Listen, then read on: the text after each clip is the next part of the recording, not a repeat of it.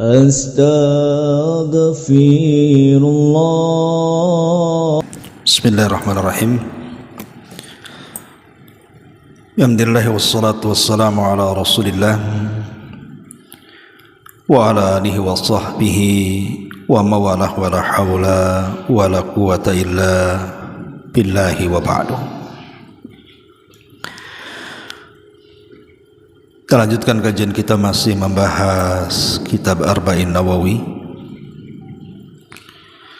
dan kita masuk pada hadis Abdullah ibn Mas'ud radhiyallahu anhu. Kita baca hadisnya. An Ibni Mas'udin radhiyallahu anhu qala qala Rasulullah sallallahu alaihi wasallam la yahillu damu mri'in muslimin yashhadu an la ilaha illallah wa anni rasulullah illa bi ihda thalathin: as-sayyibu zani, wan nafsu bin nafsi, wat tariku lidinihi al mufariqu lil jama'ati. Rawahu Bukhari wa Muslim. Dari Abdullah ibn Mas'ud radhiyallahu an, dia berkata, Nabi sallallahu alaihi wasallam bersabda, la yahillu, tidak halal, artinya haram, damu mri'im muslimin, menumpahkan darah seorang muslim, yashhadu an la ilaha illallah, yang ia bersaksi bahwa tidak ada sesembahan yang berhak disembah kecuali Allah, wa anni rasulullah, dan saya adalah utusan Allah, illa, kecuali, bi ihda thalathin, karena tiga perkara. As-sayyibu zani, yang pertama, seseorang yang sudah menikah dan berzina. Wan nafsu bin nafsi, seseorang yang menghilangkan jiwa orang lain, maka dia pun harus dihilangkan jiwanya. Wat tariku lidini, dan orang yang meninggalkan agamanya alias murtad, al mufariqu lil jamaah, atau yang keluar dari jamaah kaum muslimin. Hadis ini dikeluarkan Bukhari dan Muslim. Taib, Qutfiddin yang dimuliakan Allah Azza wa Jalla, hadis ini adalah hadis yang sangat agung sekali, yang menjelaskan tentang terjaganya jiwa seorang muslim, kecuali kalau seandainya dia melakukan hal-hal yang disebutkan oleh Rasul, seperti zina, pembunuhan, ataupun murtad. Dan berkata Imam Ibn Hajar Al-Haytami rahimahullahu ta'ala, bahwa hadis ini menunjukkan tentang kaedah-kaedah yang sangat berbahaya karena menyangkut soal darah, di mana tidak boleh seseorang itu menumpahkan darah seorang muslim secara sembarangan, kecuali ada sebabnya. Dari sini kita tahu tentang kemuliaan seorang muslim,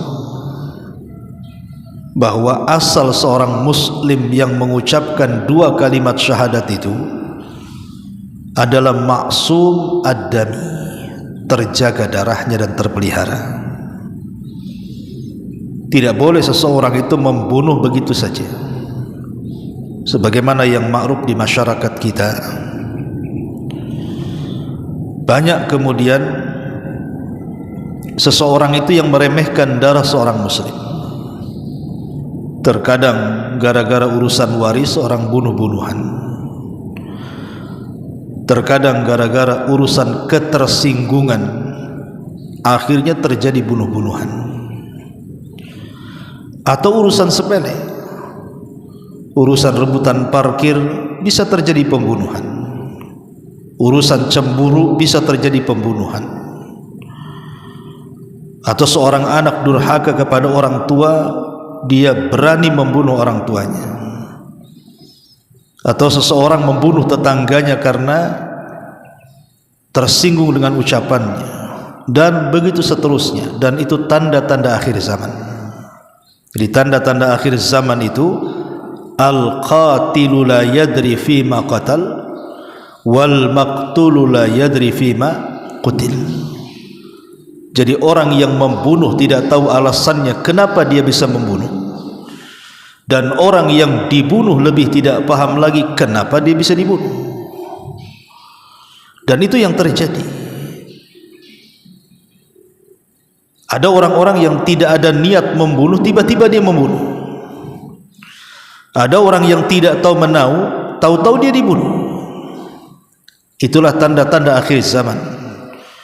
Akan banyaknya pembunuhan di mana-mana. Padahal darah seorang muslim itu terjaga dalam Islam. Karena Nabi SAW mengatakan, orang yang sudah mengucapkan 2 kalimat syahadat, maka terjaga darahnya, terjaga hartanya, terjaga kehormatannya, kecuali karena perkara-perkara yang disebutkan dalam hadis ini. Ma'asyiral muslimin, ikhwatu fiddin yang dimuliakan Allah Subhanahu wa taala, dalam hadis ini Nabi SAW menyebutkan 3 perkara atau 4 perkara di mana jiwa seorang muslim itu boleh ditumpahkan. Yang pertama, as-sayyibu az-zani. As-sayyib yang berzina. Siapa as-sayyib itu? As-sayyib itu artinya adalah man tazawwaja wa wati'a fi nikahin sahihin thumma zana ba'da dhalik. Jadi yang dimaksud sayyib adalah orang yang sudah pernah menikah, kemudian dia pernah menggauli pasangan yang dinikahinya dengan cara nikah yang benar. Tiba-tiba setelah itu dia berzina dengan orang lain. Itu disebut as-sayyib. Baik ketika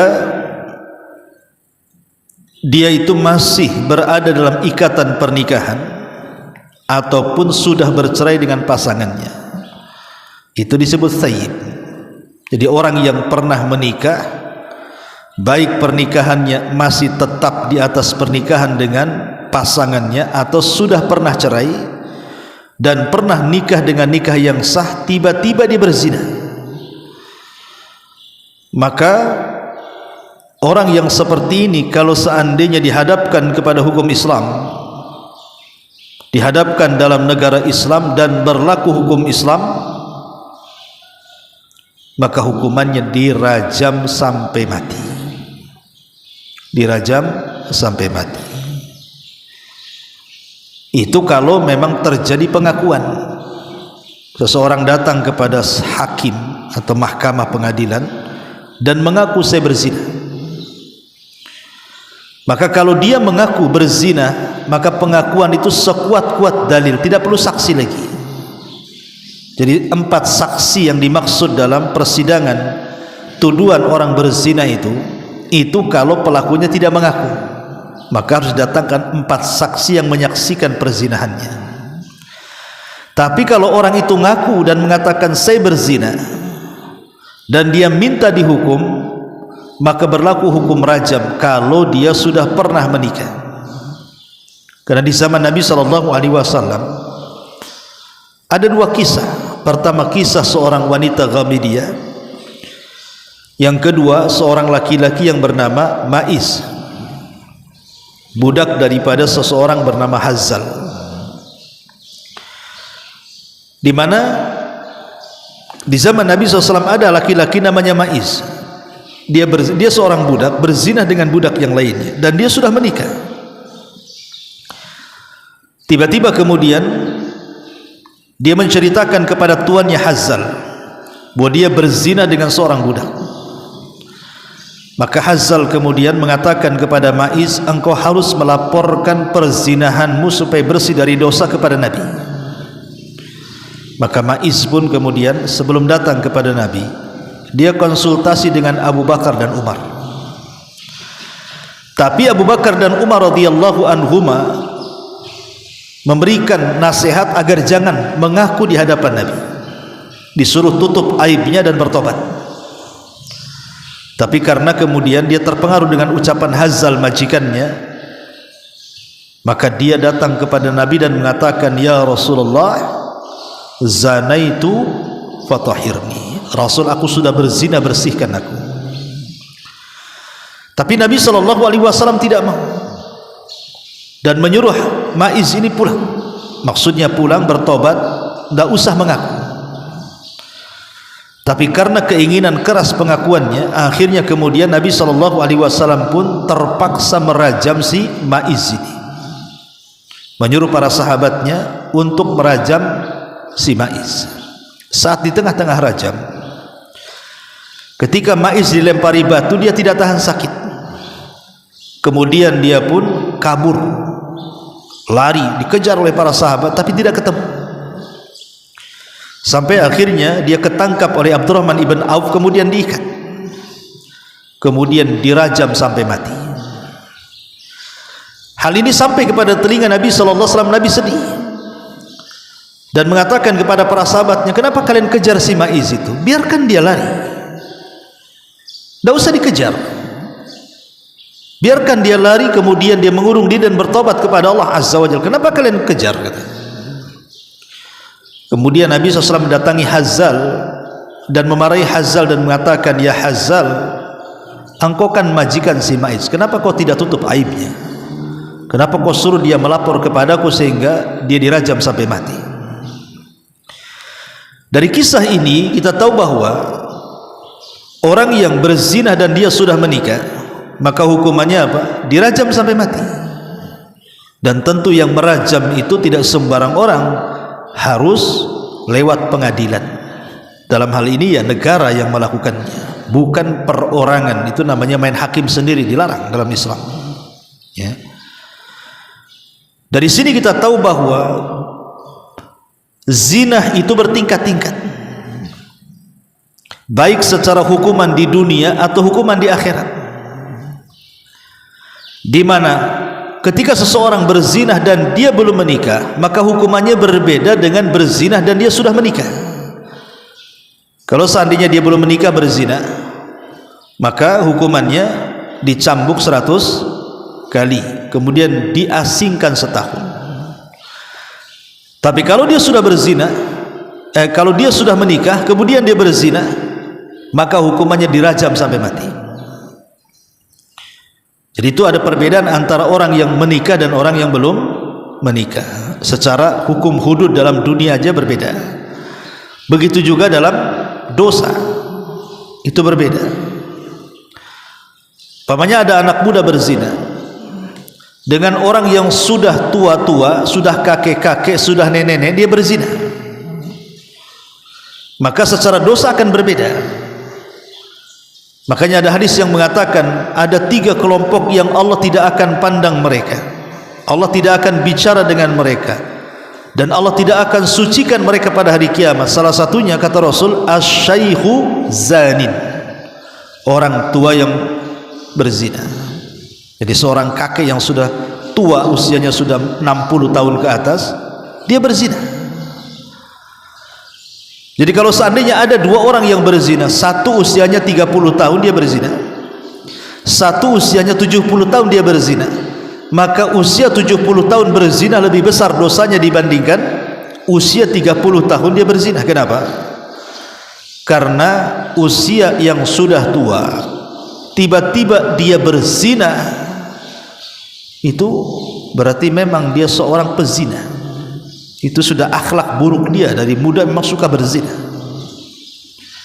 dan tidak ada yang mendorong dia untuk melakukannya, karena biasanya usia sudah tua itu sudah pernah punya pasangan, kemudian sudah punya anak dan cucu.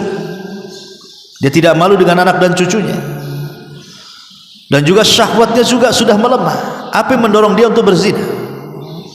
Beda dengan anak muda itu. Ya, memang anak muda dosa tetap dosa besar, tapi dorongan berzinahnya ada karena dia masih muda. Apalagi dia belum menikah gitu ya. Makanya anak muda yang berzinah tetap berdosa, tapi seorang kakek yang berzinah dosanya lebih besar dibandingkan anak muda yang berzinah. Begitu juga berzinah dengan wanita pelacur dan berzinah dengan wanita tetangga, itu berbeda secara dosa. Di mana berzina dengan wanita pelacur yang tidak ada hubungan tetangga dengan kita, maka itu dosanya lebih ringan dibandingkan berzinah dengan seorang tetangga. Kenapa? Karena berzinah dengan tetangga itu dosanya dua. Pertama dosa zina, yang kedua dosa merobek kehormatan tetangga. Jadi dari sini kita tahu bahwa dosa zina jadi bertingkat-tingkat, termasuk juga hukuman di dunia juga bertingkat-tingkat. Tapi yang jelas bahwa yang dimaksud hadis ini as-sayyibuz zani, seorang pezinah yang halal darahnya untuk ditumpahkan, bahkan jiwanya juga halal untuk dicabut gitu ya. Itu kalau dia sudah menikah dengan nikah yang sahih dan dia sudah menggauli istrinya, tiba-tiba berzina dengan laki-laki atau dengan wanita yang lainnya yang bukan mahramnya, maka orang seperti ini hukuman dalam Islam dirajam sampai mati. Ini yang pertama. Kemudian yang kedua, wan nafsu bin nafsi, orang yang membunuh. Dalam Islam orang yang membunuh, maka di situ ada qisas. Karena pembunuhan itu sesuatu yang keji, ikhwan. Bahkan Allah Subhanahu wa taala mengatakan, "Wa man qatala nafsan bighairi nafsin faka'annama qatala an-nasa jami'a." Siapa yang membunuh satu jiwa maka sama dengan membunuh satu dunia, semua jiwa. Jadi satu saja jiwa dilayangkan seolah-olah dia membunuh semua jiwa satu dunia, karena kejinya dosa pembunuhan itu. Bahkan Allah Subhanahu wa taala tidak pernah memberikan hukuman seberat para pembunuh kalau dia membunuh seorang muslim secara sengaja. Allah mengatakan, wa man qatala mu'minan muta'ammidan fajaza'uhu jahannam khalidan fiha wa ghadiballahu alaihi wa la'anahu wa a'adda lahu adzaban adima. Siapa yang membunuh seorang muslim secara sengaja, kata Allah, man qatala mu'minan muta'ammidan fajaza'uhu jahannam, pertama balasannya jahannam, sudah jelas. Khalidan fiha, kekal di dalamnya. Maksudnya kekal bukan kekal selamanya, tidak. Saking lamanya disebut kekal, akan lama di neraka. Kemudian wa ghadiballahu alaihi, Allah akan murka kepadanya, wa la'ana, dan Allah laknat kepadanya, dan Allah sediakan azab yang sangat pedih. Tidak ada hukuman yang beruntun, yang sangat menakutkan dalam Al-Quran melebihi dosa para pembunuh. Makanya kenapa? Karena dosa para pembunuh ini sangat kejam dan sangat keji, dan biasanya pembunuh kalau tidak dibunuh maka dia akan membunuh lagi, karena tabiat pembunuhan ini akan ada terus. Kalau dia pernah membunuh maka akan mudah membunuh.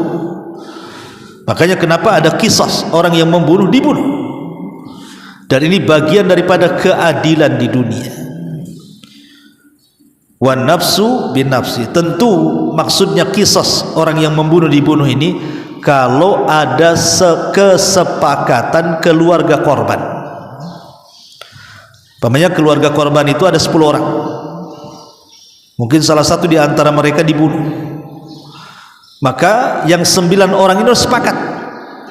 Kalau 9 orang sepakat orang yang membunuh dibunuh, maka boleh terjadi qisas. Tapi kalau 8 orang sepakat, 1 orang tidak sepakat, maka tidak bisa qisas. Berarti beralih dari qisas kepada diyat. Diyat itu apa? Membayar 100 ekor unta. Bisa dipahami ya? Jadi keluarga itu harus sepakat. Kalau semua keluarga sepakat berarti bisa diqisas. Tapi kalau 1 atau 2 di antara anggota keluarga tidak sepakat, berarti dari qisas beralih kepada diyat, membayar 100 ekor unta diserahkan kepada pihak korban. Tapi yang jelas bahwa di sini darah seorang muslim boleh ditumpahkan kalau dia membunuh, karena Rasul mengatakan wan nafsu bin nafsi. Kemudian yang ketiga wattariku lidini, orang yang meninggalkan agamanya alias murtad. Dalam Islam orang murtad itu dimintai taubat, kalau tidak dia dipenggal.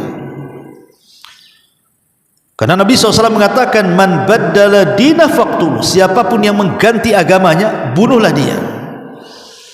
Jadi kalau seseorang muslim itu berada dalam negara Islam, kemudian diterapkan hukum Islam, kemudian dia murtad dan ketangkap, maka dia mintai tobat sampai dia kembali ke Islam. Kalau tidak, maka Rasul mengatakan siapa yang mengganti agamanya maka dia dibunuh. Dia dibunuh. Cuman beda cara membunuh orang murtad dengan cara membunuh orang qisas. Sama-sama dibunuh. Atau cara membunuh orang yang berzina tadi. Kalau cara orang membunuh orang berzina dengan cara apa? Rajam. Rajam itu ditanam badannya separuh, kemudian dilempari batu sampai mati dengan batu-batu kecil supaya dia merasakan sakit. Adapun dosa qisas, cara membunuhnya sebagaimana dia membunuh, begitulah dia dibunuh. Contoh di zaman Nabi, ada orang-orang uranium. Mereka datang kepada Nabi SAW mengeluhkan di antara mereka ada yang sakit. Maka Nabi SAW kemudian mengobati mereka dengan memberikan air kencing unta. Air kencing unta. Kemudian sembuh. Setelah sembuh mereka pun pulang. Di tengah jalan mereka merampok beberapa ekor unta dan membunuh pemiliknya secara sadis. Jadi sebelum dibunuh itu dicangkul dulu, ya, dicangkul dulu kemudian dibunuh. Maka Nabi SAW mendengar bahwa orang-orang ini yang sudah dibantu oleh Rasul diobati, tiba-tiba mereka merampok dan membunuh dengan cara sadis. Maka Rasul merintahkan para sahabat untuk menangkap mereka. Ditangkapnya, kemudian mereka dikisos semuanya. Dengan cara apa? Dengan cara dicangkul sebelum dibunuh. Jadi kisos itu harus persis pembunuhannya seperti apa. Kalau sebelum dibunuh disiret dulu, ya disiret dulu, baru dibunuh. Kalau ketika membunuhnya dicongkel dulu matanya, dicongkel lagi di matanya. Kalau sebelum dibunuh dia patahkan kaki orang itu, maka dipatahkan juga kakinya baru dibunuh. Jadi kisos itu harus persis dengan dia saat membunuh. Tapi kalau orang murtad tidak. Orang murtad itu bisa dipenggal. Yang penting dengan cara yang lembut. Mana daerah yang cepat mati, jangan sampai menyiksa, maka itu yang dilakukannya. Jadi walaupun semua dibunuh gitu ya dalam Islam, orang yang berzina dan dia sudah menikah, orang yang membunuh dan dia dibunuh sebagai qisas, atau orang yang meninggalkan agamanya, maka cara pembunuhannya berbeda. Kemudian yang terakhir al-mufariq lil jamaah, artinya orang yang keluar dari baiat kaum muslimin, dengan istilah lain para pemberontak. Para pemberontak dalam bahasa Arab disebut bughat, itu boleh diperangi. Boleh diperangi, bahkan bisa dibunuh. Kalau mereka memberontak keamanan negara gitu ya, sampai hendak menjatuhkan penguasa, maka boleh memerangi mereka. Para pemberontak itu. Nah, ini diantara hadis Nabi SAW tentang darah atau kehormatan seorang muslim, baik darahnya ataupun kehormatannya ataupun hartanya. Wallahu a'lam bishawab. Ini diantara faedah hadis dari Abdullah ibn Mas'ud radhiyallahu anhu. Tapi sampai di sini, mudah-mudahan ada manfaatnya. Subhanaka bihamdika, asyhadu an la ilaha illa anta astaghfiruka wa atubu ilaik. Allahu ta'ala alam. Assalamualaikum warahmatullahi wabarakatuh.